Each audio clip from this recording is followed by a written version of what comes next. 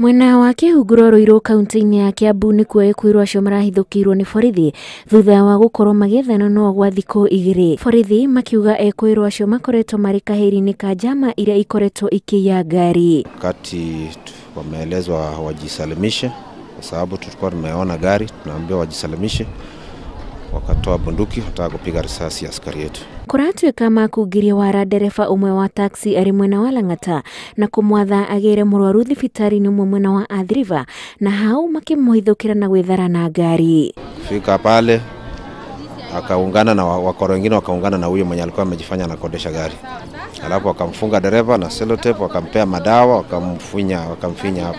Dereva alitupwa kwa kware na alipojisikia ndio akaenda kapiga report, naye mwenyewe pia akakuwa amepiga report kwa polisi. Ekwĩrwo acio moragĩtwo thutha wa kũrũmanĩrĩrwo nao na mũtambo ũrĩa ũtuĩragia ngari.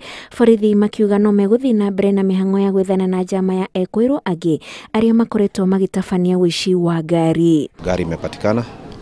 Ile kitu nataka kusema ni kwamba hii ni kikundi ambayo imekuwa ikihangaisha wananchi.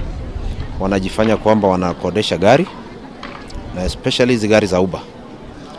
Alafu baada ya kwenda muda mrefu ama mahali kufika mahali fulani wanasema wanachukua, kama leo walikuwa wamesema wanaenda kuchukua mgonjwa. Ekwĩrwo acio matanaũragwo nĩ kũrari na ndathũkanio ya mĩcinga gatagatĩ kao na borithi na abithaa erĩ gũtigwo makĩhonia nguraro cia rithathi. Ngĩribotera Inooro TV, njĩtagwo Wanjikũ wa Kimani.